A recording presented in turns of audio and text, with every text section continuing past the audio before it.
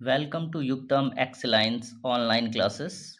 तो आज हम करने जा रहे हैं क्लास 10 साइंस का क्वेश्चन पेपर सॉल्व 2026 का। फर्स्ट क्वेश्चन जो इस पेपर में है वो है रासायनिक अभिक्रिया से calcium oxide plus water form compound x और साथ में निकलती है हीट। तो इसके लिए कुछ ऑप्शंस उन्होंने दिए हैं। It is called slagged lime, it is used for white wash the wall, in this reaction it is obtained in the form of an aqueous solution and all the above statements are true। तो अब देखते हैं कि यह compound X है क्या। तो compound X इस अभिक्रिया में, अगर हम इस अभिक्रिया को देखें तो कैल्शियम ऑक्साइड जब जल के साथ अभिक्रिया करता है तो ये बनाता है कैल्शियम हाइड्रोक्साइड। तो कंपाउंड X जो हमारे पास है वो है कैल्शियम हाइड्रोक्साइड CaOH की होल ट्वाइस। तो कैल्शियम हाइड्रोक्साइड है, तो calcium hydroxide is also known as slaked lime, तो यानी आपका पहला ऑप्शन भी सही है। Second, it is used for whitewashing the walls, ये भी सही है। ठीक है, जिसका जो एक्वा सॉल्यूशन है कैल्शियम हाइड्रोक्साइड का वो वाइट वॉशिंग के लिए यूज होता है, तो सेकंड जो स्टेटमेंट है हमारा वो भी सही है। Third, in this reaction it is obtained as an aqueous solution, तो ये जो कैल्शियम हाइड्रोक्साइड है यानी जो कंपाउंड एक्स है हमारे पास, ये इस रिएक्शन में एक्वस फॉर्म में मिलेगा, एक्वस सॉल्यूशन के रूप में मिलेगा। तो थर्ड पॉइंट भी सही है, यानी आपका आंसर हो जाएगा पहले क्वेश्चन का all the above statements are true, यानी ऑप्शन 4। तो पहले क्वेश्चन का जो आंसर है आपका वो है 4 वाला, all the above statements are true. Next question देखते हैं। Which of the following reaction is not exothermic, इनमें से निम्न में से कौन सी अभिक्रिया एक्सोथर्मिक है, नहीं है दिया है, नॉट दिया है। तो फर्स्ट कंबशन और नेचुरल गैसेस यानी प्राकृतिक गैस और दहन, दूसरा है श्वसन, तीसरा है वनस्पति द्रव्य, और नेक्स्ट है decomposition of plant matter to form compost, और नेक्स्ट है decomposition of silver chloride in presence of sunlight. तो अगर हम इस क्वेश्चन को देखें तो इसमें हमारे पास जो आंसर आता है इसमें पहला है प्राकृतिक गैस का दहन, यानी जब भी हम किसी प्राकृतिक गैस को दहन करते हैं, जैसे हमारे पास ये रिएक्शन दी गई है मीथेन CH4, तो जब भी हम इसको जलाएंगे ऑक्सीजन की प्रेजेंस में तो ये कार्बन डाइऑक्साइड, वाटर और हीट प्रोड्यूस करेगा, यानी ये एक्सोथर्मिक है। सेकंड रेस्पिरेशन में भी यही होता है, ग्लूकोज जो है जब ऑक्सीजन के साथ रिएक्ट करता है सेलुलर रेस्पिरेशन में तो कार्बन डाइऑक्साइड, वाटर और एनर्जी फॉर्म करता है, यानी ये भी एक्सोथर्मिक है। Third, decomposition of plant matter, ये भी एक्सोथर्मिक होती है, क्योंकि जब भी प्लांट्स जो हैं, जब भी डिकम्पोजर्स जो हैं, जो प्लांट मैटर है इसको डिकम्पोज करते हैं तो माइक्रो ऑर्गेनिजम्स हीट भी रिलीज करते हैं, तो ये रिएक्शन भी एक्सोथर्मिक हो जाएगी। जबकि जो लास्ट रिएक्शन है इसमें जो सनलाइट है, ये क्या है, सनलाइट देने पे ही क्या है, सिल्वर क्लोराइड सिल्वर और क्लोरीन में टूटेगा, तो यानी यहाँ पे हीट देनी पड़ रही है, निकल नहीं रही है। ठीक है, तो इसका जो आंसर हो जाएगा फोर्थ वाला, decomposition of silver chloride in presence of sunlight. Next जो क्वेश्चन है वो है विच of the following is not correctly matched, इनमें से कौन सुमेलित नहीं है।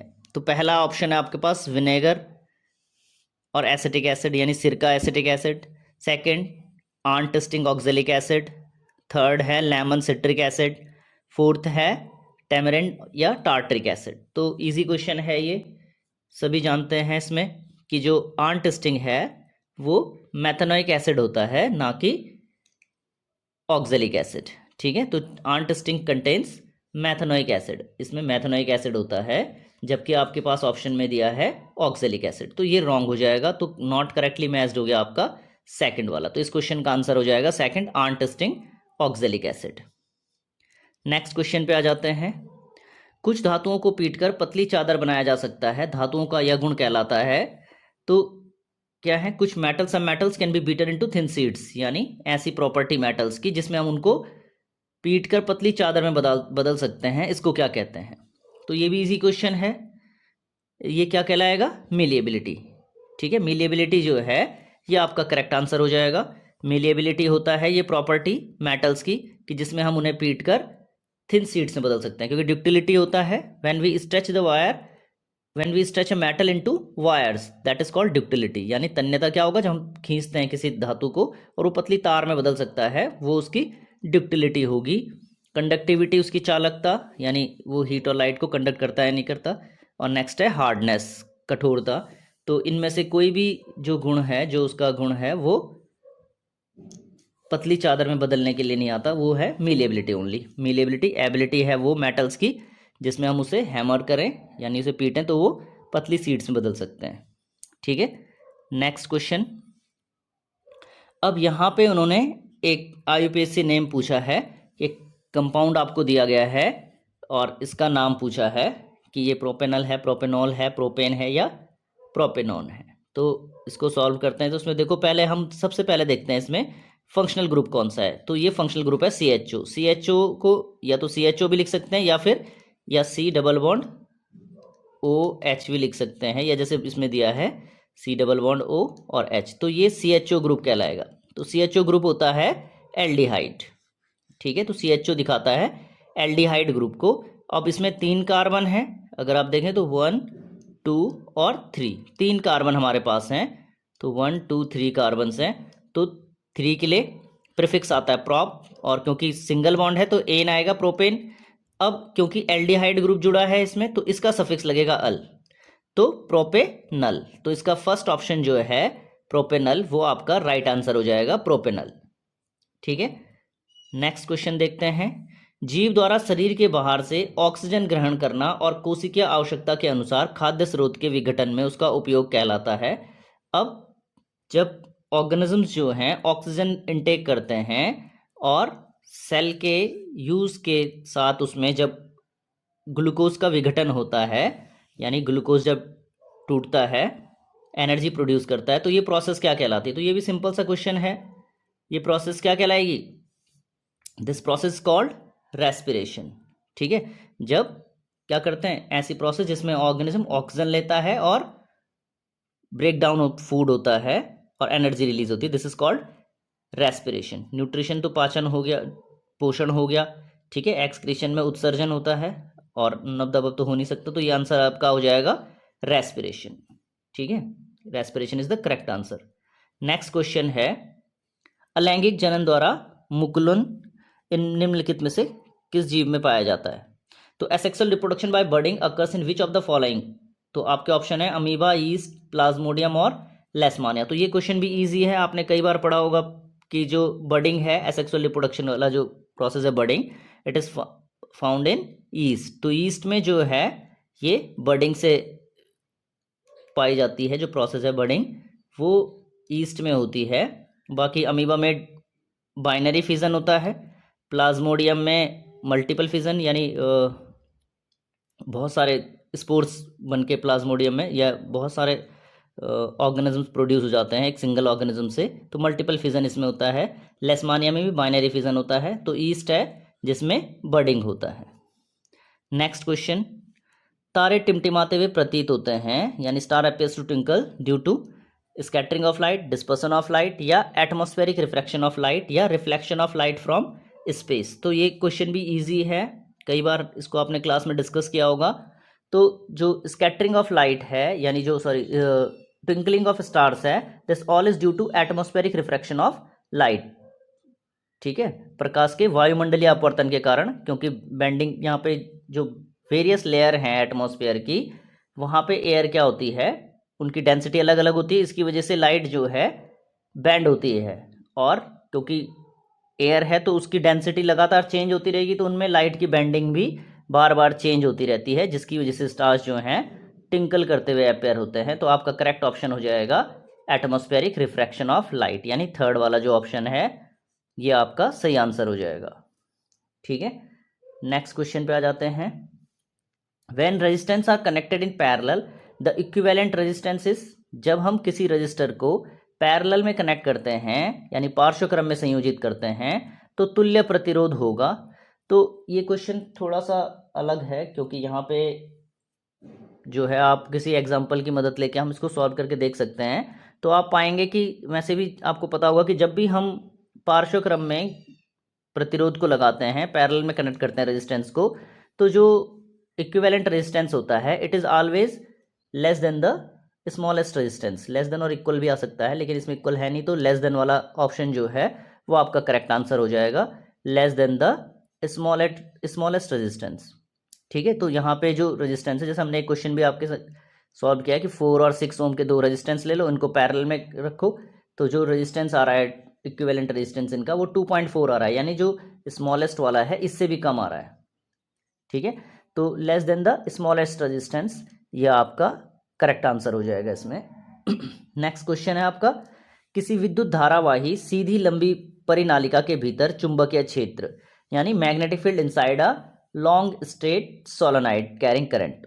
तो क्या होगा, तो ये आपको पता होगा कि जो एक सोलेनॉइड होती है उसमें आपने देखा होगा कि अगर उस पर, जब हम इसमें मैग्नेटिक फील्ड की बात करें तो अंदर की पूछ रहा है, तो अंदर हमेशा पैरेलल्स होते हैं और एक दूसरे के साथ चलते हैं, और प्रत्येक जगह पे क्या रहेगा, इक्वल रहता है। तो इसीलिए जो चुंबकीय क्षेत्र है वो हर जगह पे क्या रहेगा, सेम रहेगा, यानी प्रत्येक जो इसका पार्ट है उसमें ये सेम होगा, is the same at all points, uniform रहता है वो हर जगह अंदर। बाहर की बात अलग है, लेकिन हम अंदर पूछ रहा है वो, तो अंदर क्या हो जाएगा, is the same at the all points. तो जो चौथा ऑप्शन है आपका, ये इसका करेक्ट आंसर हो जाएगा। नेक्स्ट क्वेश्चन है क्वेश्चन नंबर 2। अब यहाँ पे क्वेश्चंस थोड़ा चेंज हैं, ये रीजन असर्शन वाले क्वेश्चन थे, ये पहली बार इंट्रोड्यूस किए हैं आपके बोर्ड ने, उत्तराखंड बोर्ड में पहली बार ऐसे क्वेश्चंस जो हैं वो आपके पास आ रहे हैं। तो इसमें आपको 4 ऑप्शन दिए गए हैं, पहले ही उन्होंने 4 ऑप्शन दिए हैं और इसके बेसिस पे 2 क्वेश्चंस आपको दिए हैं। पहला ऑप्शन है कि ए और आर दोनों सही है, यानी आपका जो अभिकथन है वो भी सही है और कारण भी सही है, और जो कारण है वो अभिकथन को सही व्याख्या करता है, यानी आर ए की सही व्याख्या करता है। तो ऐसी दूसरा ऑप्शन भी है, B and A R correct but R is not the correct explanation of A. अब यहाँ पे दोनों तो सही हैं लेकिन एक्सप्लेनेशन वो सही से नहीं करता है। थर्ड वाला है A is correct but R is incorrect, A सही है लेकिन आर गलत है। और चौथे वाले में है ए एंड आर इनकरेक्ट, ए और आर दोनों गलत है। तो अब हम क्वेश्चंस देखते हैं। तो इसमें जो पहला क्वेश्चन है कि अवतल दर्पण का उपयोग सेविंग दर्पण के रूप में किया जाता है, ये तो सही है कि अवतल दर्पण जो है सेविंग दर्पण के लिए यूज किया जाता है क्योंकि ये मैग्नीफाइड इमेज बनाता है। ठीक है, और सेकंड ऑप्शन जो इसका कारण दिया है उसने, वो दिया है अवतल दर्पण इसके ध्रुव तथा फोकस के बीच रखी वस्तु का सीधा तथा आवर्धित प्रतिबिंब बनाता है। तो अब अगर हमें किसी मिरर को as a shaving mirror use करना है तो उसके लिए क्या होना चाहिए, सीधा प्रतिबिंब बनना चाहिए और आवर्धित बनना चाहिए, बड़ा बनना चाहिए और सीधा बनना चाहिए। तो ये अवतल दर्पण जो है ये बिल्कुल सही है कि वो जब किसी वस्तु को ध्रुव और फोकस के बीच में हम रखते हैं तो वो उसका आवर्धित प्रतिबिंब बनाता है, आभासी बनाता है और सीधा और आवर्धित बनाता है। तो यानी जो सेविंग मिरर के लिए जो नीड्स हैं वो ये पूरी कर रहा है। तो यानी यहाँ पे आर जो है वो ए की सही व्याख्या कर रही है। तो फर्स्ट वाले के लिए जो आपका फर्स्ट ऑप्शन है, यानी इसका आंसर हो जाएगा फर्स्ट वाला, A and R both are correct and R is the correct explanation of A. ठीक है, नेक्स्ट जो इसका क्वेश्चन है वो आपके लास्ट चैप्टर से है कि food chains help in maintaining ecological balance. Food chain ecological balance maintain करती हैं, तो ये तो बिल्कुल सही है कि खाद्य श्रृंखलाएं परिस्थिति की संतुलन बनाए रखने में मदद करती हैं, ये बात बिल्कुल सही है। सेकंड जो इसका रीजन दे रहा है, energy flow in a food chain is unidirectional. अब है तो ये भी सही है कि एनर्जी फ्लो किसी फूड चेन में वो यूनिडायरेक्शनल होती है, एक दिशात्मक होती है, हमेशा जो प्रोड्यूसर्स हैं जो उनसे कंज्यूमर्स में जाती है, प्राइमरी कंज्यूमर में, फिर सेकेंडरी कंज्यूमर में, फिर टर्सरी कंज्यूमर्स में, वापस नहीं आती, एक ही डायरेक्शन में होती है, यूनिडायरेक्शनल में होती है, फिर वहां से डिकम्पोजर्स में। तो है तो सही, लेकिन यहाँ पे जो ये बात हमको वो पूरी तरह से नहीं जस्टिफाई कर पा रहा है कि ये इकोलॉजिकल बैलेंस को मेंटेन करता है। ठीक है, यहाँ पे थोड़ा सा ये इसको ठीक से एक्सप्लेन नहीं कर पाएगा क्योंकि एनर्जी जो है ये एक डायरेक्शन में मूव करती है, तो ठीक है, लेकिन ये डायरेक्टली ये एक्सप्लेन नहीं कर पा रहा है कि जो बैलेंस है पॉपुलेशन का वो कैसे कैसे ये करेगा, फूड चेन जो है कैसे एनर्जी के ट्रांसफर से होगा। तो यहाँ पे और भी जैसे मैटर है, दूसरे फॉर्म हैं, उनको अगर ये बताता तो तब हम कह सकते थे कि ये न्यूट्रिशन के कैसे ट्रांसफ़र होता है, तब हम कह सकते थे कि ये दोनों सही है और वो उसकी व्याख्या भी कर रहा है। तो यहाँ पे इसका आंसर हो जाएगा option second, A and R दोनों सही हैं, लेकिन आर ए की सही व्याख्या नहीं करता है। ठीक है, तो इसका आंसर हो जाएगा सेकंड, यानी इसका फर्स्ट है और इसका सेकंड ऑप्शन आंसर हो जाएंगे। ठीक है, तो पहले वाले में फर्स्ट, सेकंड वाले में सेकंड आंसर आपका सही आंसर होगा। नेक्स्ट क्वेश्चन है, right the name of the tissue which carries water and minerals obtain from the soil in a plant. किसी पौधे में मृदा से प्राप्त जल और खनिज को ऊपर की ओर, पौधे के ऊपर की ओर ले जाने के लिए जो उत्तक है उनका नाम बताइए। तो ये तो बहुत इजी क्वेश्चन है, आंसर हो जाएगा आपका जाइलम। जाइलम टिश्यू जो है ये क्या करते हैं, वाटर या मिनरल्स को ऊपर की ओर पौधों में लेके जाने का काम करते हैं। नेक्स्ट क्वेश्चन है आपका, निम्न वाक्य में उपयुक्त वैज्ञानिक पद का चयन करते हुए रिक्त स्थान की पूर्ति कीजिए। तो ये क्वेश्चन भी इजी है। विद्युत सेल के भीतर होने वाली रासायनिक अभिक्रिया सेल के दो टर्मिनल के बीच क्या उत्पन्न करती है, जो बैटरी से संयोजित किसी प्रतिरोधक अथवा प्रतिरोधकों के किसी निकाय में विद्युत धारा स्थापित करने के लिए इलेक्ट्रॉनों में गति स्थापित करती है।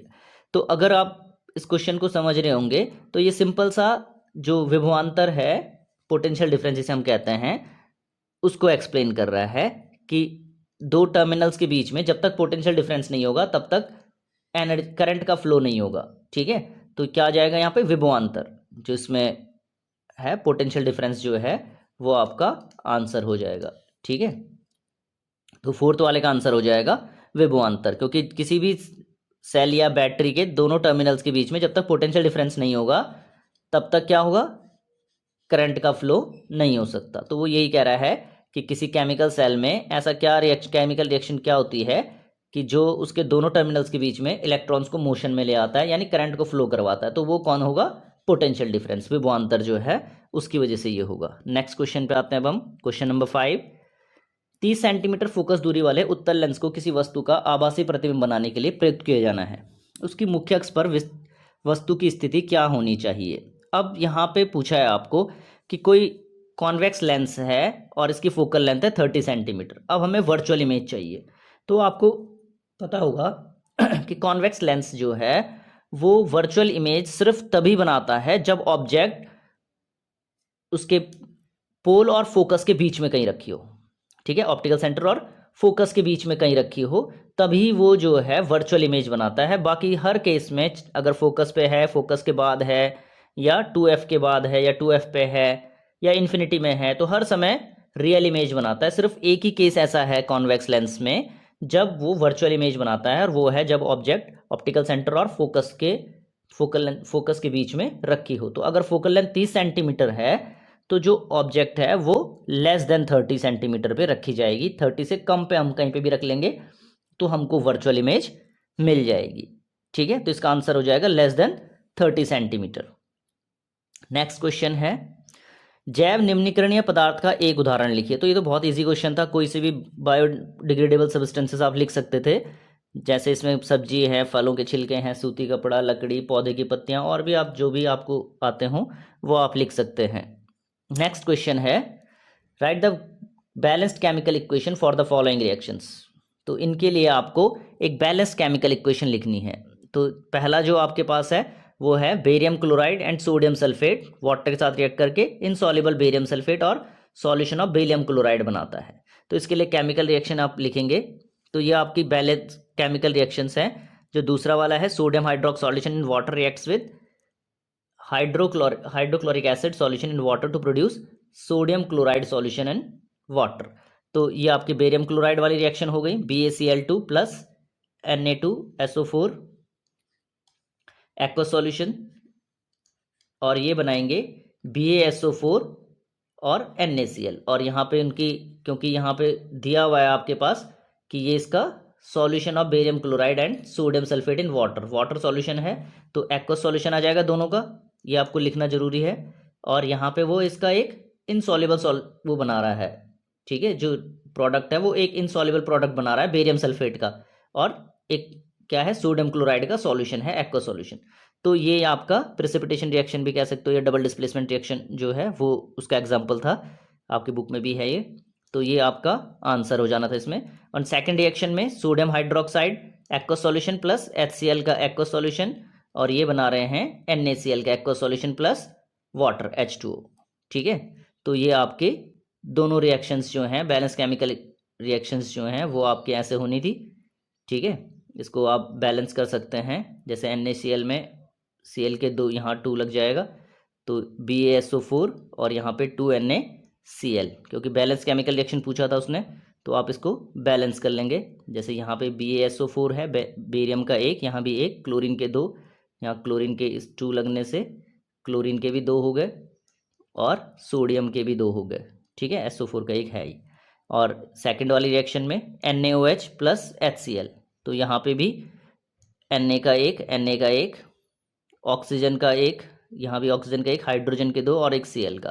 तो ये केमिकल बैलेंस जो इक्वेशन है ये ऑलरेडी बैलेंस्ड है, इसको आप ऐसे लिख सकते थे। ठीक है, तो ये आपके दोनों क्वेश्चंस सॉल्व हो जाएंगे जो क्वेश्चन नंबर 7 में थे, 2 नंबर के इजी क्वेश्चंस हैं ये भी, और ये बुक में भी थे ये एग्जाम्पल्स, तो आप आसानी से इनको अगर कर सकते थे।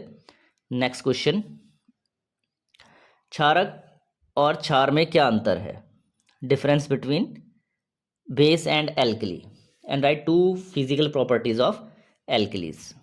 तो जो बेस होते हैं, जिनको हम क्षारक कह रहे हैं, ये सब्सटेंस ऐसे सब्सटेंस हैं जो एसिड को न्यूट्रलाइज करेगा, यानी acid plus base form salt and water, तो वो उसको न्यूट्रलाइजेशन रिएक्शंस को शो करते हैं। लेकिन सारे के सारे बेस जो हैं वाटर में डिसॉल्व नहीं होते हैं। तो ऐसे बेस जो वाटर में डिसॉल्व होते हैं उनको हम कहते हैं एल्कली, यानी क्षार। और जो क्षारक हैं वो तो सारे बेस हैं, जितने बेस हैं, चाहे वो पानी में घुले चाहे ना घुले, वो क्षारक जरूर कहलाएगा। लेकिन अगर वो पानी में घुलनशील है, यानी अगर वो वाटर सॉल्यूबल हैं, then they are known as alkali, तो उनको हम एल्कली कहेंगे। ठीक है, क्षार कहेंगे। तो ये बाकी इसका आंसर जो है, 2 फिजिकल प्रॉपर्टीज आप लिख सकते हैं। क्षार जो हैं soapy in touch and bitter in taste, physical properties पूछी थी, तो आप बता सकते हैं कि वो स्वाद में कड़वे होते हैं और सोपी इन टच, छूने में साबुन के जैसे लगते हैं। ठीक है, तो ये इसके 2 फिजिकल प्रॉपर्टीज हो जाती। नेक्स्ट क्वेश्चन है question number 9, why do ionic compounds have very high melting and boiling points? तो आयनिक कंपाउंड्स का हाई मेल्टिंग और बॉइलिंग पॉइंट क्यों होता है? नेक्स्ट क्वेश्चन, ये भी थोड़ा इजी क्वेश्चन था। तो क्योंकि आयनिक कंपाउंड्स जो हैं इनके बीच में इलेक्ट्रोस्टैटिक फोर्स ऑफ अट्रैक्शन होता है, क्योंकि यहाँ पे आयंस की वजह से बनते हैं। जैसे आपने पढ़ा होगा कि Na पॉजिटिव और Cl नेगेटिव, ये 2 आयन है, एक पॉजिटिव आयन है एक नेगेटिव आयन है, और ये बना देगा NaCl, सोडियम क्लोराइड। तो अब इनका जो मेल्टिंग पॉइंट और बॉइलिंग पॉइंट है ये हाई होता है। क्यों होता है? क्योंकि इनमें इलेक्ट्रोस्टैटिक फोर्स ऑफ अट्रैक्शन है, दोनों अपोजिट चार्ज हैं, एक दूसरे को अट्रैक्ट करते हैं। तो इसीलिए इनमें क्या है, एक इंटरआयनिक बॉन्ड्स बनते हैं जो काफ़ी स्ट्रांग होते हैं और इनको तोड़ना जो है आसान नहीं होता, इसीलिए इनका मेल्टिंग पॉइंट और बॉइलिंग पॉइंट हाई होता है। ठीक है, तो ये आपका हो जाएगा। Next question, why is the role of father important in the sex determination of a child? मानव में शिशु के लिंग निर्धारण में पिता की भूमिका क्यों महत्वपूर्ण होती है? तो यहाँ पे आप जो क्वेश्चन है आपने पहले भी पढ़े हुए हैं ये क्वेश्चंस, तो कि जो फादर हैं उनसे सिर्फ एक्स गुणसूत्र वाले शुक्राणु मिलेंगे। ठीक है, मतलब मदर से जो है सिर्फ एक्स गुणसूत्र वाले ही वो मिलते हैं, अंडाणु मिलते हैं। जबकि जो शुक्राणु हैं उनमें दोनों होते हैं, यानी फादर के पास एक्स और वाई 2 टाइप के क्रोमोजोम्स होते हैं, सेक्स क्रोमोजोम, जबकि मदर के पास सिर्फ एक्स एक्स होते हैं। तो अगर बॉय चाइल्ड चाहिए, यानी जो अगर बॉय चाइल्ड है तो उसके लिए एक्स और वाई, यानी फादर से वाई क्रोमोजोम आएगा और मदर से एक्स। मदर से तो हर बार एक्स ही आएगा। ठीक है, दोनों केसेस में उसके पास एक्स ही है। लेकिन फादर के पास चांसेस होते हैं कि वो वहां से या तो एक्स क्रोमोजोम आता है या वाई क्रोमोजोम, या तो वाई आएगा या एक्स। तो अगर वाई आता है तो बॉय चाइल्ड और एक्स आता है तो फीमेल चाइल्ड। ठीक है, इसीलिए जो है फादर का रोल जो है इंपॉर्टेंट होता है सेक्स डिटर्मिनेशन में। ठीक है, जो शिशु है उसके लिंग निर्धारण में पिता की भूमिका इसीलिए महत्वपूर्ण है क्योंकि वहां पे उसके पास ही दोनों क्रोमोजोम्स हैं जो क्या करेंगे, किसी शिशु के लिंग का निर्धारण करेंगे। ठीक है, अगर वाई आया तो लड़का होगा और एक्स आया तो लड़की हो जाएगी। ठीक है, तो ये क्वेश्चन भी आपने कई बार पढ़ा होगा। नेक्स्ट क्वेश्चन दिया है, मानव मस्तिष्क में आपको इन पॉइंट्स को ABCD करके इन्होंने कुछ इंडिकेट किए हैं और इनको आपको क्या करना है, लेबल करना है, आपको नाम देना है इनका। Right the name of each part, प्रत्येक भाग का नाम दीजिए। तो ये आपके पास डायग्राम है जो बुक में है आपके पास। तो इसके अनुसार जो है, एक तो अगर हम इसको देखें तो ये देखो, एक एक करके देखते हैं पोर्शंस को। ए उन्होंने यहाँ दिखाया है, ये पोर्शन पूछा है ए, ठीक है। अगर हम फिगर में देखें तो ये मिड ब्रेन को दर्शा रहा है, ठीक है। इसी पोर्शन को दिखाया था उसमें, तो ये मिड ब्रेन हो जाएगा आपका ए वाला, ठीक है। नेक्स्ट आते हैं बी पे। तो बी आपका इस पोर्शन को दर्शा रहा है, ठीक है, जिसको हम सेरिबेलम कहते हैं। ये हिंड ब्रेन का एक पार्ट है, ठीक है। ये सेरिबेलम को दर्शा रहा है, ये वाला पार्ट। ये दूसरा उसमें बी में उसने ये पूछा था, ये ए वाला पोर्शन था, ये बी, यानी ए में आपका मिड ब्रेन आ रहा है, बी में सेरिबेलम है, ठीक है। ऐसे ही सी में देखो, तो ये थोड़ा सा फिगर इतना क्लियर नहीं है मेरे पास, इसीलिए मैंने पूरा डायग्राम ही आपके पास बुक में डाल दिया था। तो सी वाले में जो है, सी वाले पोर्शन को अगर हम देखें तो ये लगभग कुछ इस हिस्से को दर्शा रहा है, पिट्यूटरी ग्लैंड को, ये वाला, ये पिट्यूटरी ग्लैंड। तो सी वाला पोर्शन जो है आपका, ये आ जाएगा पिट्यूटरी ग्लैंड वाला, ठीक है। तो ए ये हो गया, बी ये, सी ये, और डी वाले में आपका हाइपोथैलेमस को इंडिकेट कर रहा है, ये डी वाला पोर्शन यहीं आ रहा है, ये एरो। तो अगर हम इस फिगर में देखें तो ये हिस्सा जो है हाइपोथैलेमस आ रहा है। आप वैसे बुक में चेक कर लेना, क्योंकि मेरे पास जो पेपर आया है उसमें थोड़ा क्लियरिटी कम है, तो इसलिए हाइपोथैलेमस ही मुझे दिख रहा था। तो ये डी पोर्शन जो है हाइपोथैलेमस होगा। बाकी आप फिगर तो आप बुक से चेक कर सकते हैं कि कौन सा सही है, ठीक है। नेक्स्ट क्वेश्चन पे आ जाते हैं अब हम। Ray of light enter from alcohol to water, और इनके रिफ्रैक्टिव इंडेक्स दिए हैं 1.36 रिफ्रैक्टिव इंडेक्स अल्कोहल का, एंड वाटर का refractive index 1.33, and get refracted. Represent the phenomena with the help of a suitable diagram. अब आपको एक डायग्राम की मदद से इस फेनोमेना को दर्शाना है, यानी आपको बताना है कि जो प्रकाश किरण है वो कैसे जाएगी इसमें। तो आपको पता होना चाहिए पहले कि जिसका रिफ्रैक्टिव इंडेक्स ज़्यादा वो ऑप्टिकली उतना ज़्यादा डेंसर, ठीक है। तो अगर हम इस क्वेश्चन में देखें तो इसमें आपको पता चल रहा होगा कि रिफ्रैक्टिव इंडेक्स 1.36 जो एल्कोहल का है वो वाटर से ज़्यादा है, वाटर का 1.33 है, यानी यहाँ पे alcohol is the denser medium. अब एल्कोहल जो है वो क्या है, डेंसर मीडियम है, और जो वाटर है वो रेयरर मीडियम है, ठीक है। तो ये विरल माध्यम, ये सघन माध्यम। अब यहाँ पे वो कह रहा है कि वाटर लाइट रे जो है वो एल्कोहल से वाटर में जा रही है, ठीक है, फ्रॉम एल्कोहल टू वाटर। तो अब अगर एल्कोहल से वो वाटर में जा रही है तो आपका जो डायग्राम बनेगा वो कैसे बनेगा कि लाइट रे जो है, आप ऐसे दर्शा सकते हैं इसको कि ये पोर्शन वाटर, ये इधर हो गया आपका एल्कोहल, और लाइट रे सीधी आएगी पहले। अब यहाँ पे ये नॉर्मल हो गई इसकी, ठीक है। अब क्योंकि ये मीडियम डेंसर है, ये डेंसर मीडियम है, और ये रेयरर मीडियम है, तो जब भी लाइट रे डेंसर से रेयरर की तरफ जाएगी तो ये अवे टू द नॉर्मल होगी, नॉर्मल से थोड़ा दूर चली जाएगी, ऐसे निकल जाएगी। जाना इसे ऐसा चाहिए था, लेकिन ये थोड़ा सा मुड़ जाएगी। तो ऐसा डायग्राम आप इसमें बना सकते थे एल्कोहल और वाटर का। ये सघन माध्यम था, ये विरल माध्यम था, ठीक है। ये सघन माध्यम है और ये विरल है।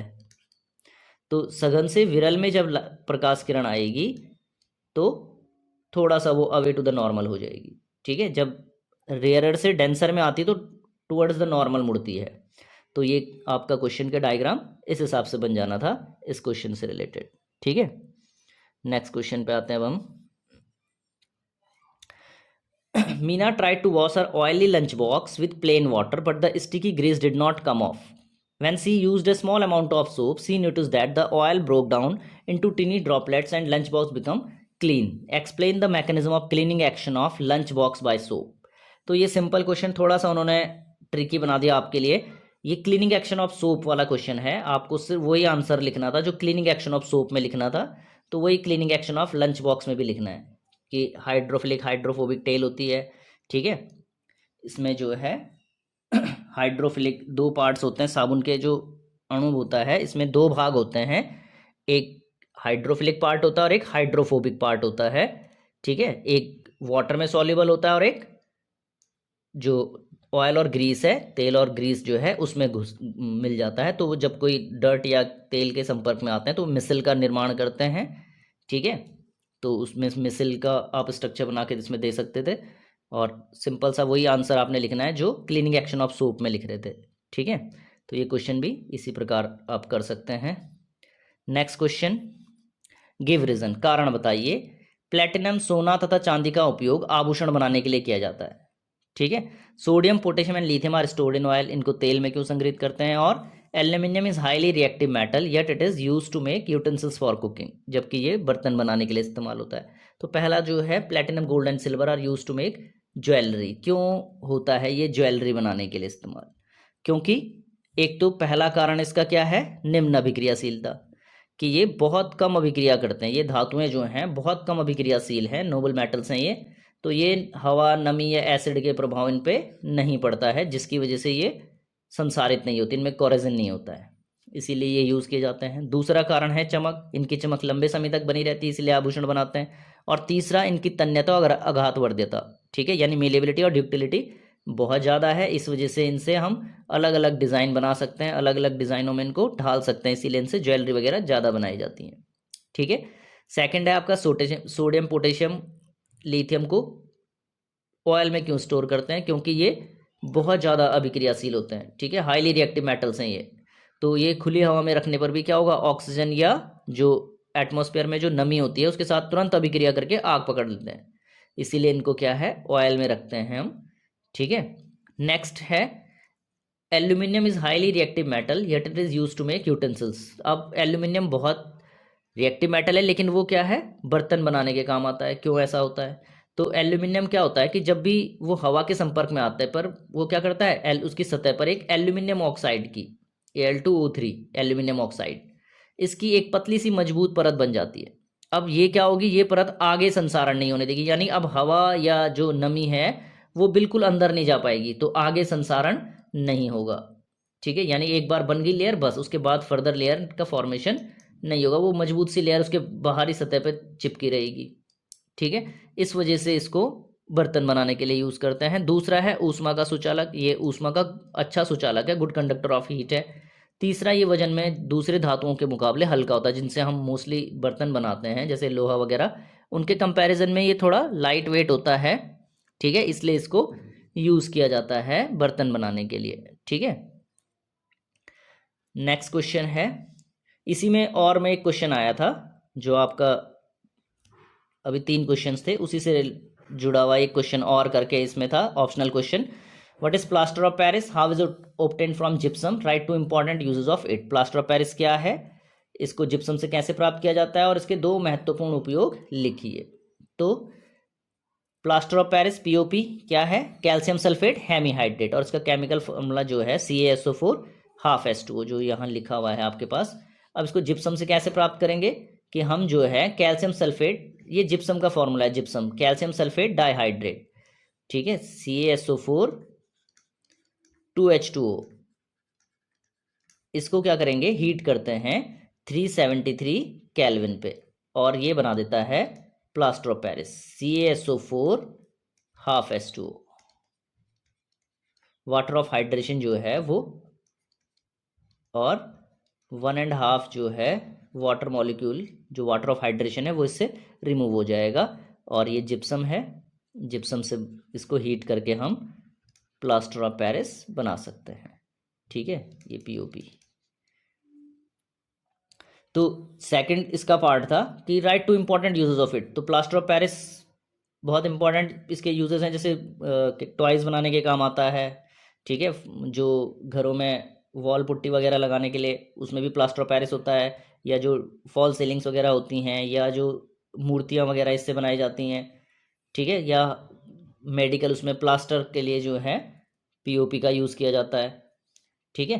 तो ये इसके बहुत सारे यूजेस हैं, आप लिख सकते हैं कोई से भी 2 यूजेस इसमें लिख सकते हैं आप। नेक्स्ट क्वेश्चन है क्वेश्चन नंबर 15, मनुष्यों में ऑक्सीजन तथा कार्बन डाइऑक्साइड का परिवहन कैसे होता है, समझाइए। How is oxygen and carbon dioxide transported in human body, explain. तो इसमें जो आंसर है, ऑक्सीजन पहले भी आपने पढ़ा होगा कि ये हीमोग्लोबिन के साथ जुड़ के ऑक्सी हीमोग्लोबिन बनाता है, ठीक है, कंपाउंड बना देता है ऑक्सी हीमोग्लोबिन, ठीक है। और फिर इसी से ये पूरी बॉडी में कैरी करता है, ब्लड वेसल्स के थ्रू पूरे बॉडी टिश्यू तक पहुंचता है, ठीक है। कार्बन डाइऑक्साइड ऑक्सीजन के कंपैरिजन में ज़्यादा सॉल्युबल होता है, इसीलिए ये मोस्टली जो है प्लाज्मा के साथ डिजॉल्व हो जाता है, कार्बोनेट की फॉर्म में, डिजॉल्व फॉर्म में ये प्लाज्मा के साथ पूरी बॉडी में ट्रांसपोर्ट करता है, यानी बॉडी टिश्यू से वापस लंग्स तक आता है, ठीक है। तो ये दोनों का ट्रांसपोर्ट सिस्टम आप लिख सकते थे इसमें। नेक्स्ट क्वेश्चन है, पुष्पी पौधों में लैंगिक जनन के लिए जो कोई दो विधियां जो हैं, सेक्सुअल रिप्रोडक्शन की जो विधि है उसको आपको एक्सप्लेन करना है प्लांट्स में। और इसमें और करके एक क्वेश्चन और था कि जो कुछ इंडोक्राइन ग्लैंड्स जो हार्मोन्स उन्होंने दिए हैं उनमें आपने इनके फंक्शन को बताना था और किस ग्लैंड से ये सीक्रेट होते हैं ये आपने बताना है इनको, ठीक है। तो इसका पहला क्वेश्चन हम देख लेते हैं, तो सेक्सुअल रिप्रोडक्शन फ्लावरिंग प्लांट्स में जो है, इसमें फर्स्ट होता है, first step is pollination, pollen grains from anther यानी male part and transfer to the stigma यानी फीमेल पार्ट। तो परागण जिसे हम हिंदी में कहते हैं कि जो परागकण हैं वो पुंकेसर से, जो उसके एंथर से ट्रांसफ़र होके स्टिग्मा तक पहुंचते हैं यानी फीमेल पार्ट में, स्त्री केसर तक। और फिर फर्टिलाइजेशन होता है जिसमें पॉलन ग्रेन्स जो है एक ट्यूब बनती है, पॉलन ट्यूब जिसे हम कहते हैं, और वो ओवरी तक पहुंचती है जिसमें जर्म सेल फ्यूज होते हैं और जायगोट का फॉर्म होता है, फर्टिलाइजेशन जिसे हम कहते हैं। और फिर फर्टिलाइजेशन के बाद जायगोट डिवाइड होता है, एम्ब्रियो में बदलता है, जो ओव्यूल्स हैं वो सीड्स में बदल जाते हैं, और जो ओवेरी है it ripens to become a fruit, वो फ्रूट में डेवलप होती है, ठीक है। तो ये सेक्सुअल रिप्रोडक्शन था फ्लावरिंग प्लांट्स में, इसको आप ऐसे एक्सप्लेन कर सकते थे, पॉलिनेशन, फर्टिलाइजेशन और पोस्ट फर्टिलाइजेशन, 3 हेडिंग्स में आप इनको लिख सकते थे। नेक्स्ट था आपका कि इंडोक्राइन ग्लैंड्स जो हैं और वो हार्मोन्स जो सीक्रेट करते हैं वो क्या फंक्शन परफॉर्म करते हैं। तो पहला जो इसमें हार्मोन है वो है ग्रोथ हार्मोन। तो ग्रोथ हार्मोन सीक्रेट होता है पिट्यूटरी से, ठीक है। इसके लिए जो ग्लैंड है वो है पिट्यूटरी ग्लैंड, पीयूष ग्रंथि जिसे हम हिंदी में कहते हैं पीयूष ग्रंथि। तो वृद्धि हार्मोन या ग्रोथ हार्मोन जो है वो पिट्यूटरी ग्लैंड से निकलता है और ये शरीर में वृद्धि और विकास को नियंत्रित करता है, ठीक है। यानी हड्डी और मांसपेशियों को जो विकास होता है उसको ये कंट्रोल करता है, ठीक है। नेक्स्ट जो हार्मोन दिया है वो है एड्रेनालिन। एड्रेनालिन जो है एड्रिनल ग्रंथि से सक्रिएट होता है, यानी अधिवृक्क जो ग्रंथि है, एड्रिनल ग्रंथि जिसे हम कहते हैं, एड्रिनल ग्लैंड, उससे निकलता है।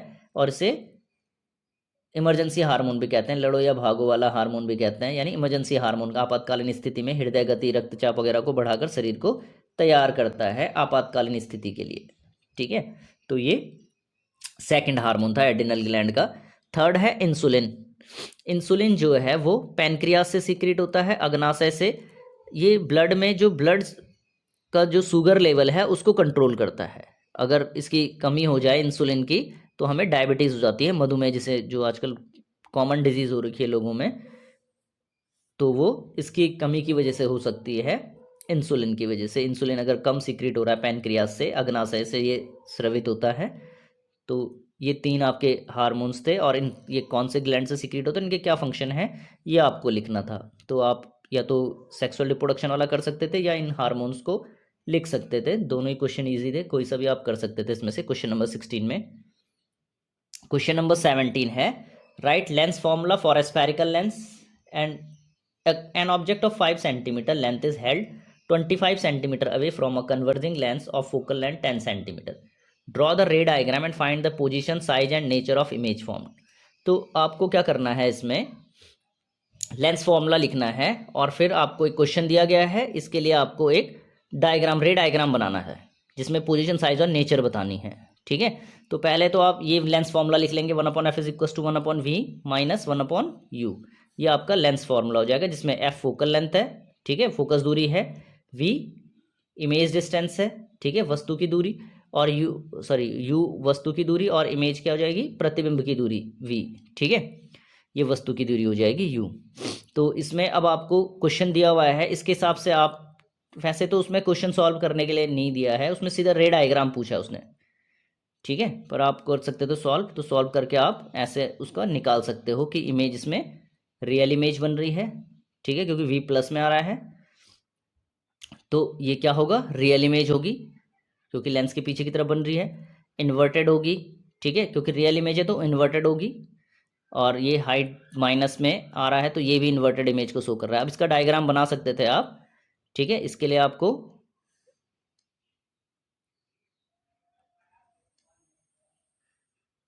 ऐसे एक ऑब्जेक्ट रखी है, an object 5 centimetre 25 centimetre away from a focal length of 10। अब इसका फोकल लेंथ 10 है, 2f होगा 20 पे, ये f हो गया, ये 2f हो गया 20 पे। अब इसके पीछे है 25 पे ऑब्जेक्ट रखी गई है, ठीक है, तो यानी बियॉन्ड 2f कोई ऑब्जेक्ट रखी गई है। तो अगर 2f से पीछे है ऑब्जेक्ट तो इसके लिए आप ऐसे डायग्राम बना सकते थे,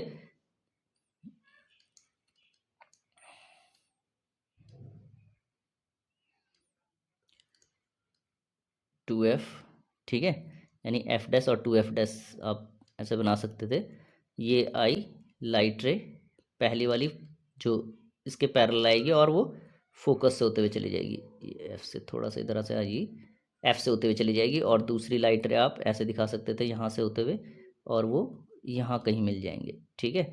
तो ऑब्जेक्ट बनेगी एफ और 2f के बीच में कहीं, ठीक है। तो जो आपको दिख भी रहा होगा यहाँ पे कि ये आ रहा है 16.67, तो f हो गया 10 और ये 20, तो इसके बीच में कहीं बन रहा है, ठीक है, 16 पे कहीं बन जाएगी आपकी इमेज। और क्योंकि ये ऑब्जेक्ट से छोटी इमेज बन रही है, रियल है, इन्वर्टेड है, तो आप ऐसा एक डायग्राम बना के दिखा सकते थे इस क्वेश्चन के आंसर में, ठीक है। न्यूमेरिकल सॉल्यूशन भी है इसका और ये इसका रे डायग्राम बनेगा ऐसे, तो इसको आप कर सकते हैं।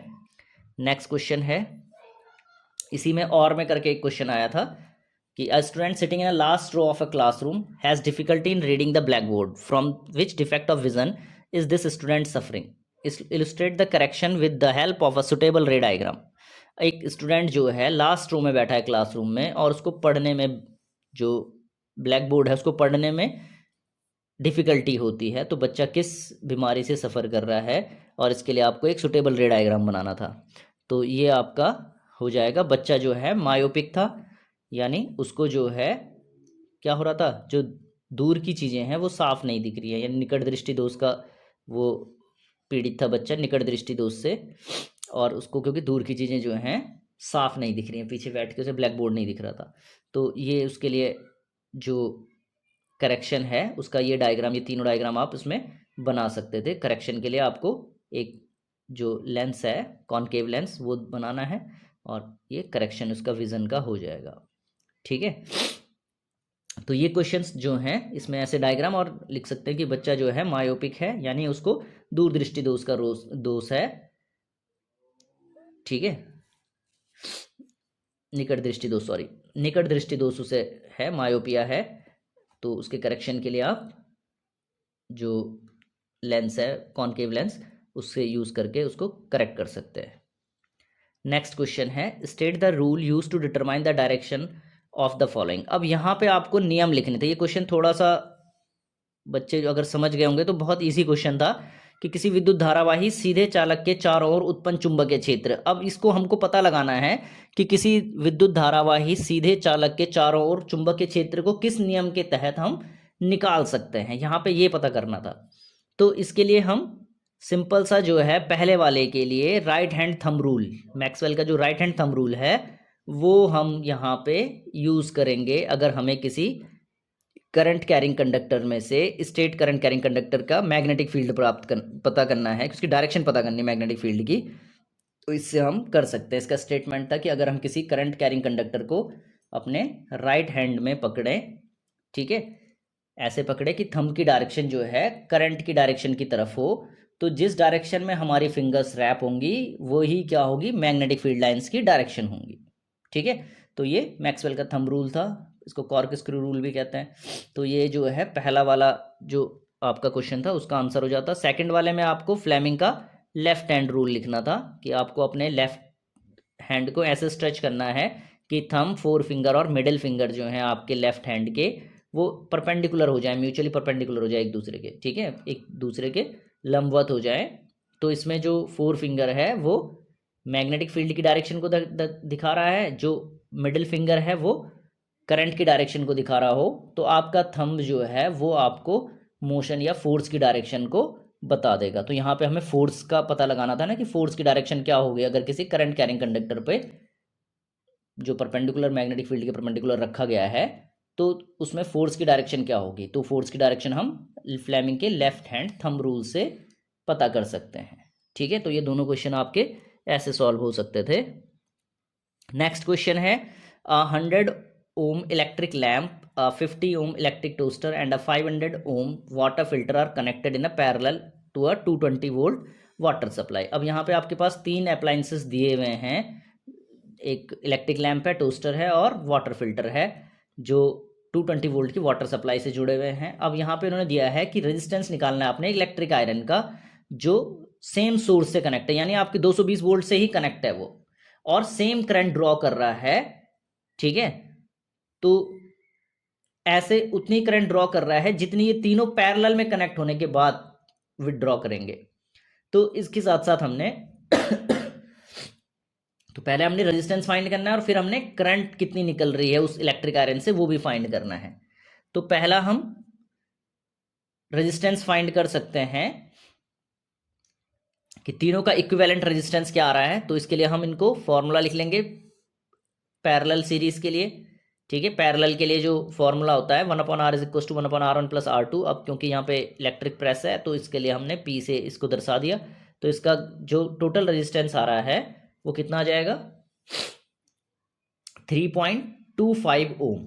अब इसे हम सॉल्व करेंगे तो इतना रेजिस्टेंस जो है वो आ जाएगा जो उससे ड्रॉ हो रहा है। अब सेकंड फेज में वो पूछ रहा है करंट कितनी फ्लो हो रही है इलेक्ट्रिक आयरन से। अब रेजिस्टेंस हमें पता है, वोल्टेज हमें पता है 220 वोल्ट, तो हम ओम के जो ये लॉ है I = V/R, इससे हम क्या निकाल सकते हैं करंट भी निकाल सकते हैं। वोल्टेज रख लेंगे 220 वोल्ट और रेजिस्टेंस हम ये रख सकते हैं 31.25 रखो या चाहे 500/16 रख लो, तो उससे हम आसानी से करंट भी विड्रॉ कर सकते हैं। ठीक है, तो ये आपके क्वेश्चन दोनों सॉल्व हो जाएंगे। नेक्स्ट क्वेश्चन है a gas which is deadly poison.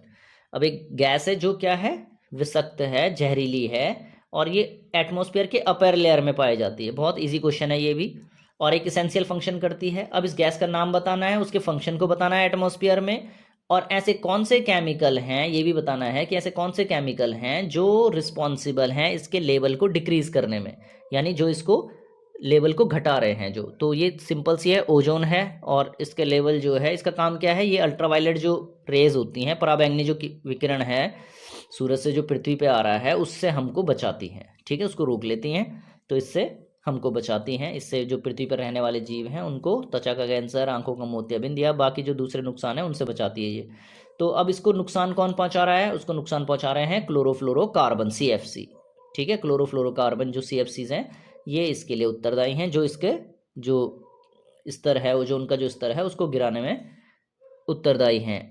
ठीक है, नेक्स्ट क्वेश्चन था फंक्शनल ग्रुप को पहचानना है इसमें, और जो ऑर्गेनिक कंपाउंड है पहले फंक्शनल ग्रुप को डिफाइन करना है, प्रक्रियात्मक समूह क्या है ये बताना है, और इनमें कौन कौन से प्रक्रियात्मक समूह हैं इन दोनों में वो हमने पहचानने हैं। इसका बी को पार्ट था what happen when ethanoic acid react with absolute alcohol in presence of acid catalyst. क्या होगा जब एथेनोइक एसिड एब्सोल्यूट एथेनॉल के साथ रिएक्ट करेगा एसिड कैटलिस्ट की प्रेजेंस में।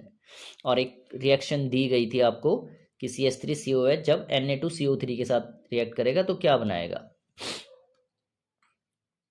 तो पहला पार्ट जो इसका है वो आपके पास है कि फंक्शनल ग्रुप क्या होता है, एन एटम और a group of atom joined in a specific manner which is responsible for the characteristic chemical property of the organic compound. यानी एटम या ग्रुप ऑफ एटम, जैसे आप अगर इसमें देखें आप पहले वाले केस में तो इसमें एक एटम ऑक्सीजन जुड़ा हुआ है, बाकी तो कार्बन चेन है।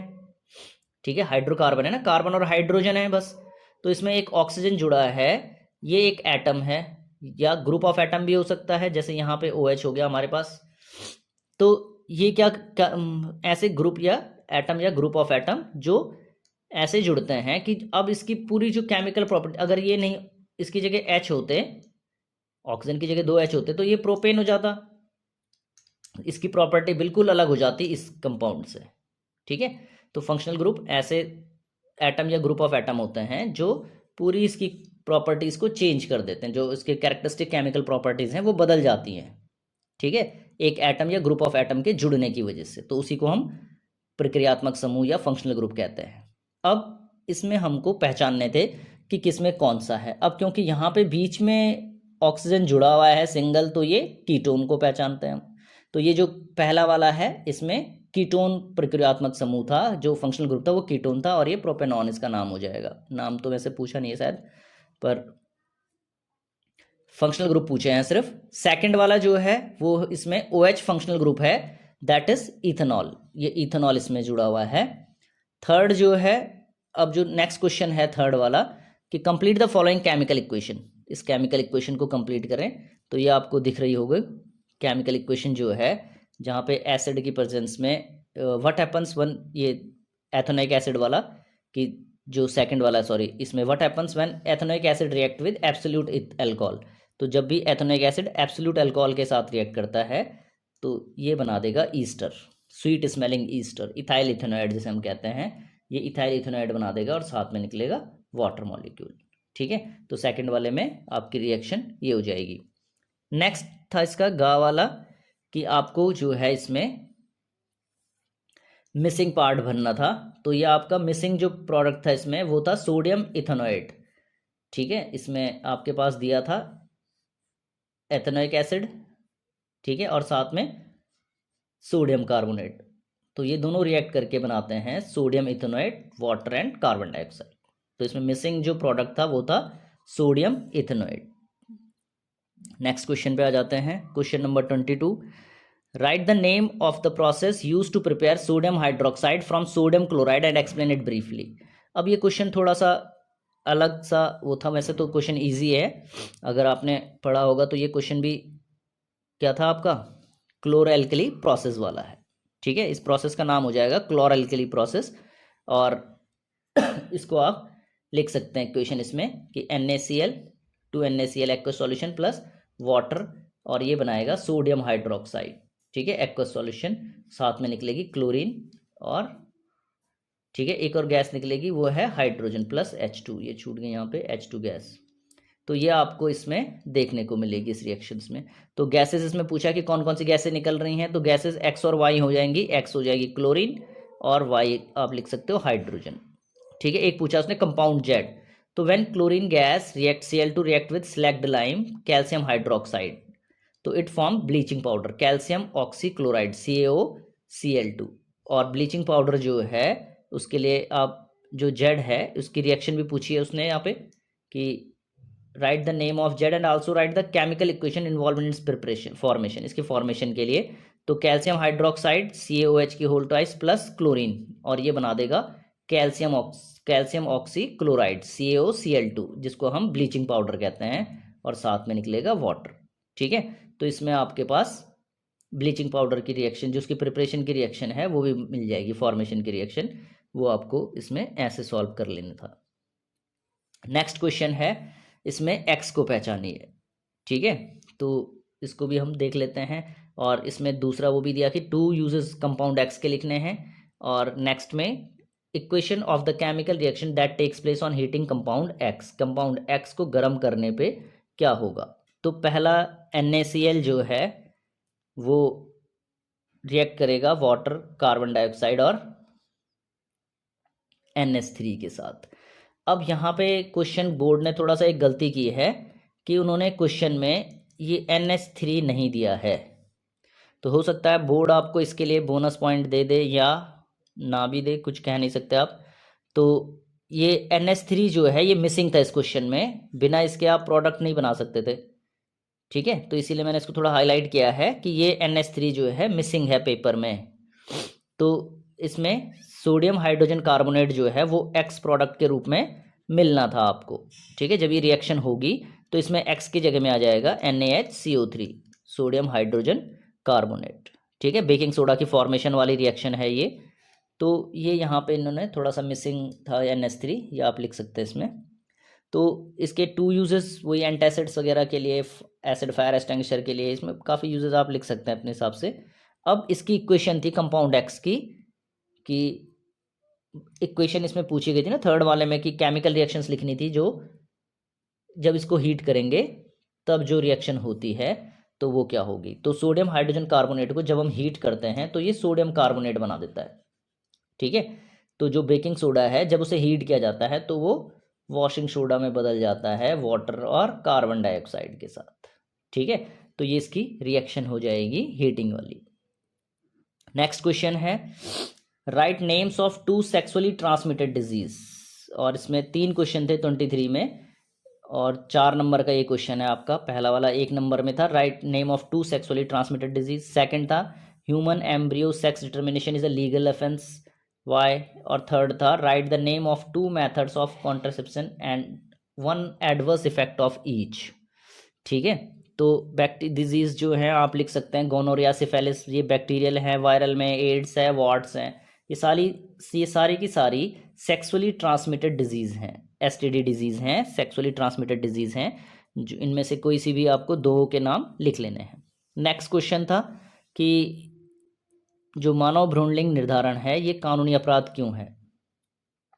तो ये लीगल ऑफेंस है क्योंकि ये फीमेल फोर्टिसाइड को प्रिवेंट करता है, ठीक है।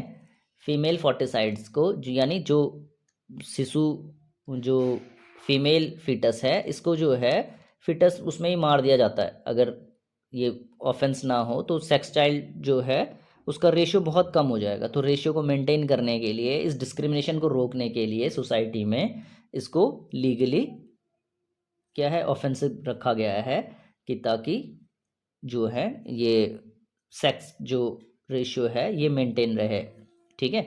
तो ये आप लिख सकते थे, इसमें भी क्वेश्चन इजी क्वेश्चन है, कई बार आया हुआ है पेपर में। नेक्स्ट क्वेश्चन था write the name of 2 methods of contraception. Contraception के कई मेथड्स हैं आपके पास, 2 कोई से भी लिख सकते थे आप, कोई से भी 2, और उनके एडवर्स इफेक्ट, जैसे यहाँ पे मैंने 2 दे दिए आपके लिए, कॉपर टी, ठीक है, IUCD जो है, और ओरल पिल्स, ठीक है। तो इसके 2 एडवर्स इफेक्ट्स भी हो सकते हैं, जैसे IUCD की वजह से, जो कॉपर टी है इसकी वजह से इरिटेशन या यूट्रस में इरिटेशन हो सकता है, या हैवी मेंस्ट्रुअल ब्लीडिंग होती है इसकी वजह से ये हो सकता है। और ओरल पिल्स का भी ऐसी है, ये हार्मोनल्स होते हैं क्योंकि, तो ये इनकी वजह से हार्मोनल इम्बैलेंस किसी में जो है नोजिया, वेट गेन या मूड स्विंग्स, ये सब जो है एडवर्स इफेक्ट भी हो सकते हैं, ठीक है। नेक्स्ट क्वेश्चन है question number 24 draw level diagram of human digestive system, explain the function of enzymes in the human digestive system. आपको ह्यूमन डाइजेस्टिव सिस्टम का एक लेवल डायग्राम बनाना था और फिर उसमें जो एंजाइम्स इन्वॉल्व हैं उनके फंक्शंस को भी बताना था। तो ये आपका ह्यूमन डाइजेस्टिव सिस्टम है। अब इसमें जो एंजाइम्स हैं, जैसे आपके माउथ में होता है टाइलिन एंजाइम, ठीक है, वो कार्बोहाइड्रेट के डाइजेशन में मदद करता है। यहाँ पे पेप्सिन होता है जो प्रोटीन के पाचन के लिए होता है, ट्रिप्सिन है यहाँ, वो भी प्रोटीन के पाचन के लिए होता है, एमाइलेज जो होते हैं एंजाइम्स, ठीक है, जो लाइपेज एंजाइम्स हैं वो फैट वगैरह के डाइजेशन के लिए होते हैं, ठीक है। एमाइलेज जितने भी आएंगे वो सब कार्बोहाइड्रेट के डाइजेशन के लिए होते हैं। तो ये आप आंसर आसानी से लिख सकते हैं। नेक्स्ट क्वेश्चन था सेम इसी का, और में एक और क्वेश्चन दिया गया था level diagram of human respiratory systems, और सेकंड पार्ट इसमें था कि ह्यूमन लंग्स जो हैं ऐसे क्यों डिज़ाइन किए गए हैं ताकि वो जो है एरिया को, जो एक्सचेंज ऑफ गैसेस का एरिया है, मैक्सिमाइज कर सके, कैसे वो उसको कर पाते हैं। तो इसके लिए आपका ये डायग्राम आपका ये बनना था ह्यूमन रेस्पिरेटरी सिस्टम का, ये आपके NCERT का डायग्राम है, ठीक है। और सेकंड पार्ट इसका था कि कैसे ये इसको करते हैं, how are the lungs design in human beings to maximise the area of exchange of gases. तो उसमें आप लिख सकते थे कि जो लंग्स हैं ये पहले सीधा आता, इसमें लंग्स में क्या होता है 2 पार्ट्स में डिवाइड होते हैं, फिर ये छोटे छोटे ट्यूब्स में डिवाइड होते हैं, ठीक है, बलून लाइक स्ट्रक्चर्स में लास्ट में एंड में ख़त्म होते हैं, जिनको हम एल्वली कहते हैं। तो ये इतना बड़ा सरफेस एरिया बना देते हैं, अबाउट 80 स्क्वायर मीटर्स का एरिया ये कवर कर सकते हैं। अगर हम इनको फ्लैट किसी ग्राउंड में बिछा दें तो ये 80 स्क्वायर मीटर का एरिया कवर कर सकते हैं, ठीक है। तो ये इफ़िशेंसी जो है वॉल्स की, ताकि ब्लड्स जो है ईजिली जो है ऑक्सीजन को, मतलब ब्लड का डिफ्यूजन, ऑक्सीजन का डिफ्यूजन ईजिली ब्लड में हो सके, या कार्बन डाइऑक्साइड का वापस आउट ऑफ ब्लड हो सके, इसके लिए ये नेटवर्क बनाया गया है, ठीक है। नेक्स्ट क्वेश्चन था आपका right the statement of Ohm's law and mention the factor on which the resistance of a conductor depend. ये क्वेश्चन भी इजी था। और सेकंड वाले में आपको ग्राफ बनाना था, आपको कुछ वो दिए हुए हैं और उसके बेसिस पे आपको एक ग्राफ बनाना है। तो ओम्स लॉ इजी क्वेश्चन था कि a current flowing through a metallic conductor is directly proportional to the potential difference across its end provided its temperature remains the same, यानी एट कांस्टेंट टेम्परेचर किसी स्थिर ताप पर जो किसी धारावाही में बहने वाली विद्युत धारा उसमें उसके सिरों के बीच विभवांतर के समानुपाती होती है। ये स्थिर ताप पर ये फॉर्मूला आपका V is equal to I R at constant temperature. ठीक है, ये आपका ओम्स लॉ हो जाता। अब जो फैक्टर्स पे जिन पे रेजिस्टेंस डिपेंड करता है वो है लेंथ ऑफ द वायर। ठीक है, लेंथ बढ़ेगी तो रेजिस्टेंस बढ़ जाएगा। Second, area of cross section, area of cross section बढ़ेगा तो क्या हो जाएगा, रेजिस्टेंस कम हो जाएगा। ठीक है, नेचर ऑफ मेटेरियल, मेटेरियल के नेचर पे भी डिपेंड करता है। अगर जितना अच्छा कंडक्टर होगा उतनी कम रेजिस्टिविटी, उसका रेजिस्टेंस उतना कम होगा। ठीक है, और जितना वो पुअर कंडक्टर होगा उतना उसका रेजिस्टेंस ज़्यादा होगा। टेम्परेचर पे भी डिपेंड करता है, इसीलिए इसमें दिया है सब स्पेशल की कांस्टेंट टेम्परेचर पे या टेम्परेचर रिमेन्स द सेम। तो ज़्यादातर मेटलिक कंडक्टर्स जो हैं इनमें रेजिस्टेंस बढ़ जाता है जब टेम्परेचर बढ़ता है तो। ठीक है, तो ये फैक्टर्स हैं जिन पे रेजिस्टेंस डिपेंड करता है। नेक्स्ट था, इसके लिए ग्राफ बनाना था आपको, तो इसके लिए आप ग्राफ बनाएंगे। अब ग्राफ इजी है इसका ग्राफ बनाना, आपको ऐसे बना लेना था। इधर आई रख लेते करंट को, इधर वोल्टेज को, या वी इधर आई इधर, और इसका ग्राफ ऐसे सीधा बनना था। ठीक है, यहाँ वैल्यू रखते करंट की और इधर वोल्टेज की, तो आपका हर बार ऐसे आता ये। ठीक है, सीधा एक स्ट्रेट लाइन बनेगी। ठीक है, क्योंकि हर बार जो रेजिस्टेंस है वो 3.2 ओम आ रहा है, तो ये आप निकाल के भी कैलकुलेट करके भी देख सकते हो, और बाकी इसका ग्राफ जो है वो स्ट्रेट लाइन ग्राफ बनेगा। नेक्स्ट क्वेश्चन पे चलते हैं। What is meant by dispersion of light? Draw the necessary diagram to demonstrate the dispersion of white light by a glass prism. Give an example of a natural spectrum formed due to dispersion of light and explain it with the help of required ray diagram. अब यहाँ पे देखो, आपको पहले तो question पूछा उन्होंने dispersion of light क्या है, दूसरा इसमें पूछा है कि एक नेसेसरी डायग्राम बनाना है आपने to demonstrate the dispersion of white light by a glass prism. Prism वाला जो आपका लाइट का डिस्पर्सन है वो वाला दिखाना है, 7 कलर्स में जो टूट जाती है लाइट, वाइट लाइट, वो दिखाना था। और तीसरे में भी आपको एक नेचुरल फेनामेना को एक्सप्लेन करना है रे डायग्राम के साथ। तो इसमें 2 डायग्राम बनाने हैं। ठीक है, काफ़ी लेंथी क्वेश्चन है, 4 नंबर में है इसलिए। तो पहला आप डिस्पर्सन ऑफ लाइट लिख सकते हैं, उसकी डेफिनेशन कि dispersion of light is the phenomena of splitting white light into 7 constant colours, कि जब श्वेत प्रकाश जो है 7 अलग अलग रंगों में टूट जाता है विबग्योर के अकॉर्डिंग जो है।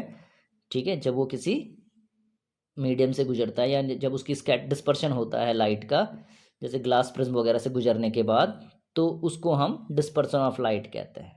ठीक है, प्रकाश का विक्षेपण। अब डिस्पर्शन ऑफ ग्लास प्रिज्म इसमें सेकंड वाला पार्ट था, ग्लास प्रिज्म वाला। तो इसके लिए आपको ये वाला फिगर बनाना था कि जिसमें आप वाइट लाइट को दिखा रहे हैं और वो 7 कलर्स में डिफ्लेक्ट हो रही है, टूट जा रही है। ठीक है, that is dispersion of white light. Third वाला रेनबो को आप दिखा सकते थे, नेचुरल फेनोमेना है जो डिस्पर्शन ऑफ लाइट के लिए, इसके लिए रे डायग्राम ये आप बना सकते थे, ये आपकी बुक में भी है। ठीक है, ये बुक से ही लिया मैंने डायग्राम आपके, तो आप इसके लिए, इस क्वेश्चन के लिए आंसर ये लिख सकते थे। ठीक है, अब लास्ट क्वेश्चन जो है ये केस स्टडी बेस्ड क्वेश्चन था कि उत्पाद उत्सर्जन के लिए जंतुओं से बिल्कुल भिन्न। अच्छा, इसमें आपको पहले पैसेज पढ़ना था, फिर और इसके बेस पे 3 क्वेश्चन आपको दिए गए हैं, इनको सॉल्व करना है। कि पादप जो है उत्सर्जन के लिए जंतुओं से बिल्कुल भिन्न युक्तियां प्रयुक्त करते हैं। प्रकाश संश्लेषण की क्रिया में जनित ऑक्सीजन भी अपशिष्ट उत्पाद कही जा सकती है। पौधे अतिरिक्त जल से वाष्पोत्सर्जित द्वारा छुटकारा पा सकते हैं। पादपों में बहुत से ऊतक मृत कोशिकाओं के बने होते हैं और वे अपने कुछ भागों जैसे पत्तियों का क्षय भी कर सकते हैं। बहुत से पादप अपशिष्ट उत्पाद कोशिका रिक्तियों से संचित करते हैं। पौधों से गिरने वाली पत्तियों में भी अपशिष्ट उत्पाद संचित रहते हैं। अन्य अपशिष्ट उत्पाद रेजिन तथा गोंद के रूप में विशेष रूप से पुराने जाइलम में संचित रहते हैं। ठीक है, तो आप इसको, ये क्वेश्चंस इजी क्वेश्चंस थे, इसी से रिलेटेड है ज़्यादातर। पहला क्वेश्चन था name any 2 methods used by plants to get rid of their excretory products. कोई 2 तरीके आपको बताने थे, 2 विधियां बतानी है। तो आपके पास इसमें कई विधियां दी हुई हैं ऊपर। ठीक है, कि जिससे वो, जैसे वाष्पोत्सर्जन द्वारा वो अतिरिक्त जल को बाहर छोड़ देते हैं। ठीक है, या फिर जो पत्तियों में भी क्या होता है, जब पत्तियां झड़ती हैं उसके जरिए भी वो, उसमें भी क्या रहता है, अपशिष्ट को उसमें छोड़ देते हैं। जो मृत कोशिकाएं से बने होते हैं पादप, उनमें भी क्या है, वो अपशिष्ट पदार्थों को संचित कर लेते हैं, जैसे जाइलम वाला दिया था उन्होंने, ठीक है, कि गोंद, रेजिन वगैरह, ये भी सब अपशिष्ट पदार्थ का उत्सर्जन वाला था। पौधों में वाष्पोत्सर्जन क्यों महत्वपूर्ण है, ये भी हम देख चुके हैं, ठीक है, इसमें था ही। तो आप ये लिख सकते हैं इसमें से क्यों इम्पोर्टेंट है, क्योंकि जो एक्सेस वाटर उससे वो करता है। एक तो पहला तो वो यही था, उसमें दिया हुआ ही था आपके पास कि get rid of excess water, की जो अतिरिक्त जल है उसको वो क्या करता है, ट्रांसपिरेशन के थ्रू पौधे से बाहर निकाल देता है। दूसरा, ये टेम्परेचर रेगुलेशन में भी मदद करता है पौधे को जो है। तीसरा, न्यूट्रेंट ट्रांसपोर्ट में भी मदद करता है, जब पानी के साथ जो है, जो एसेंशियल न्यूट्रेंट्स हैं वो भी ऊपर की ओर खींचते हैं। और थर्ड पार्ट जो इस क्वेश्चन का था वो था, पादपों में श्वसन तथा प्रकाश संश्लेषण की क्रिया में कौन कौन से उत्पाद होते हैं, कौन कौन से बाय प्रोडक्ट हैं जो प्लांट्स में फोटोसिंथेसिस और रेस्पिरेशन के दौरान बनते हैं। तो फोटोसिंथेसिस में ऑक्सीजन जो है एक प्राइमरी वेस्ट प्रोडक्ट है, ठीक है, प्लांट्स में, और रेस्पिरेशन में कार्बन डाइऑक्साइड और वाटर वेपर, ठीक है। तो ये आपका क्वेश्चन पेपर जो है 27 क्वेश्चन आपके सॉल्व हो चुके हैं, आप इसे देखिएगा, ठीक है। तो आज की क्लास के लिए थैंक यू।